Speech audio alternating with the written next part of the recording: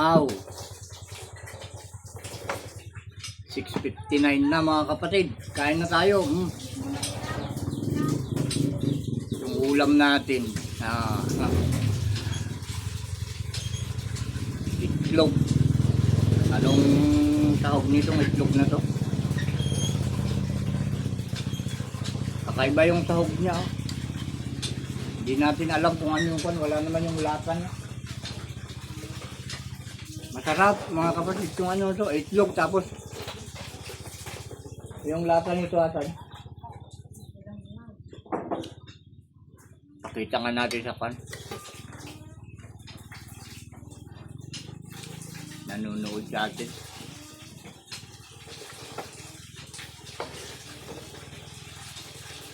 Araw nga pala ngayon ng Sabado mga kapatid. Ayun.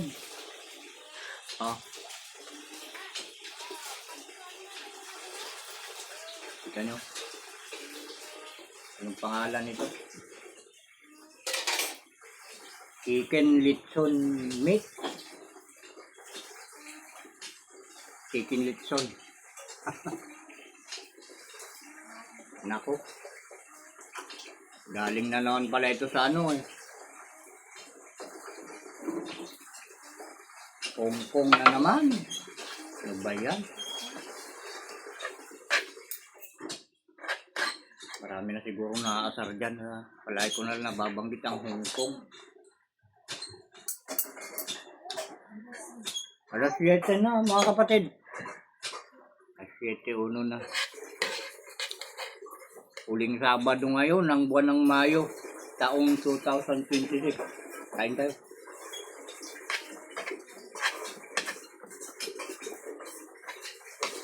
Nasa ano na naman tayo.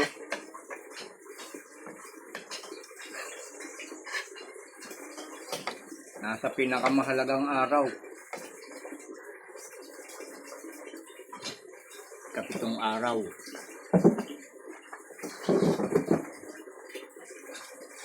Sa loob ng isang linggo.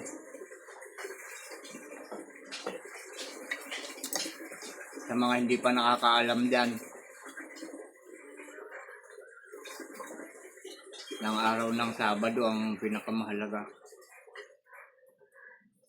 Sa ating ama yun, dahil yun yung binasbasan niya mga kapatid, yung itong araw, kung tayo ay naniniwala sa Biblia, yun ay ating mababasa mga kapatid. 6 na araw na ginawa ng ating Ama sa Langit, yung lupa, dagat, lahat ng mga laman nitong sanglibutan. 5 araw. Ika-6 na araw ang ginawa niya, nahuli yung tao. Pinakaya mahalagang ginawa niya sa buong mundo ay ang tao dahil yun yung huli sa kanyang mga ginawa. At lahat ng huli mga kapatid yun ay mahalaga sa paningin ng ating Ama. Nandun kasi sa huli ang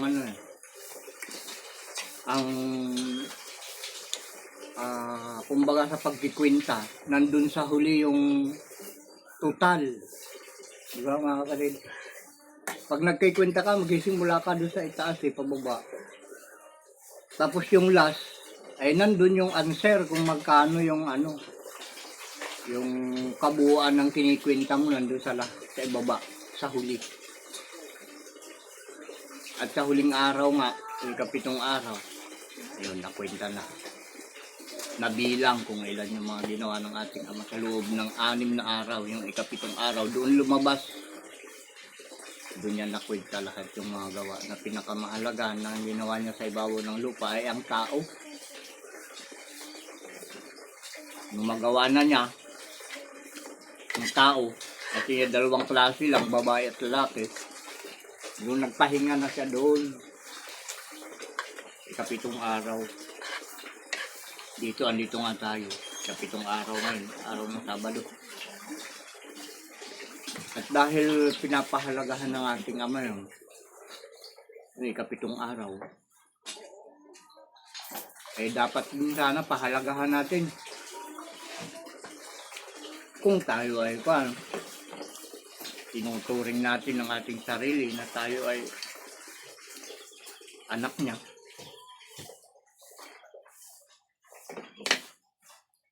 Ano mang pinapahalagahan ng ama, dapat din pahalagahan ng anak yan, mga kapatid. Dahil wala namang karapatan yung iba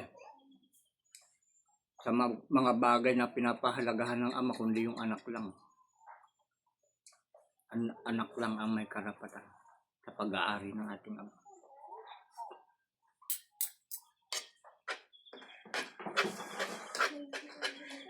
Kain tayo. Kasi sinasabi ko sa inyo na patungkol sa mga mabubuti, ikakabuti, at tama. Doon nyo ako makikita, mga kapatid.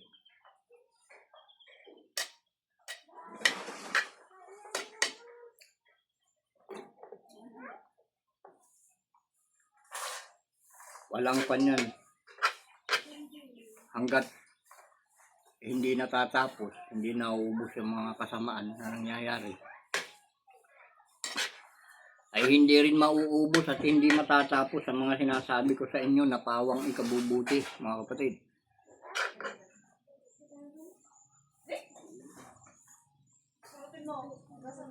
Siguro nag-iisip kayo kung ano yung mga binabanggit ko. Dahil ang mga binabanggit ko sa inyo ay mahirap maunawaan. Lalo na kung hindi mo nakikilala yung Ama at ang ating Panginoon na nagsugo sa akin.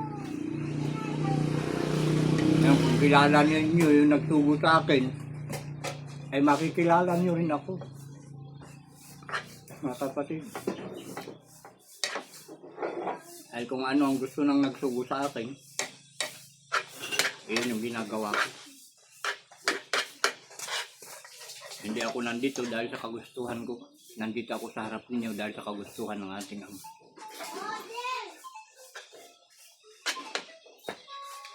Magandang umaga nga pala, mga kapatid. Ay maganda naman talaga yung umaga ngayon.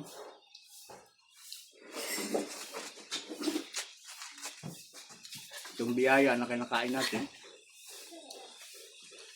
nakapagpasalamat na tayo dito. Ibinigay ng ating Ama sa atin. Huwag natin kalilimutan yan, araw at gabi. Dahil bukod yung pagpapasalamat natin sa araw, bukod din sa gabi, mga kapatid, para tayo mabantayan ng ating Ama.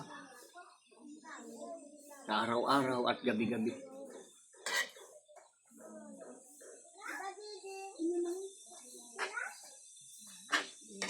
Dahil yung mga kapahamakan, talagang walang pinipiling oras yan.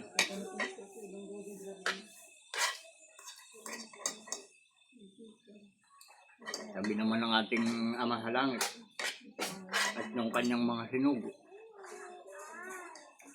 eh, ang Diyos nating Ama hindi natutulog. Diba? Kaya kung tayo susunod lang sa kanyang mga utos, eh mababantayan niya tayo araw-gabi dahil siya hindi natutulog eh. Diba mga kapatid?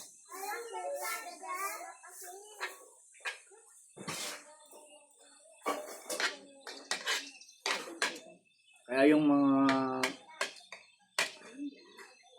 nakikinig dyan na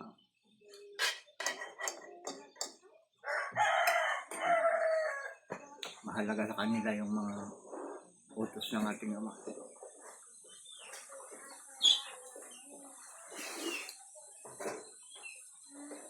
Dito nyo lang malalaman at matatagpuan yung tunay na katotohanan sa mga utos ng ating Ama. Dahil maraming nagsasalita, maraming nangangaral. Sila daw ay mga pastor. Sila ay mga sinugo. Sinubok ko na silang lahat, mga kapatid. At pawang mga sinungaling. Pinag-aralan ko na ang kanilang mga hakbang, kanilang mga sinasalita. At marami ang marami ang kanilang nabibiktima. Yun yung sinasabi sa Biblia ng mga iniligaw. Kaya baga may salita ang ating Ama sa Biblia na huwag tayong magpapadaya. Diba?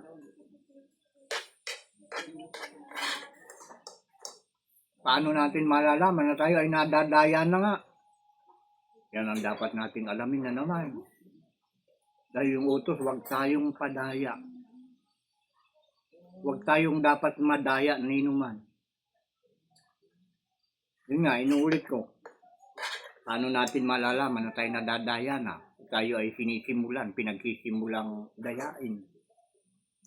Simple lang mga kapatid. Kung ang sinasalita sa iyo ng iyong kapwa ay hindi ipinag-uutos ng ating Ama, ibig sabihin, dinadaya ka na niya. Yun ay isang palatandaan mga kapatid. Kaya kailangan yung kausap mo, suriin mo mabuti. Kung ang sinasabi niya, tinuturo niya sa iyo, ay ipinag-uutos nga ng ating Diyos, Ama sa langit. Pag hindi niya pinag-uutos, ay huwag kang maniwala. Ngayon, ang tanong na naman, paano natin malalaman na yung sinasabi ng ating kapwa sa atin ay utos nga ng Diyos? Magbatay ka sa banal na kasulatan, mga kapatid. Itanong mo sa nagtuturo sa iyo kung saang verse ng Biblia mababasa yung kanilang mga itinuturo sa inyo, mga kapatid.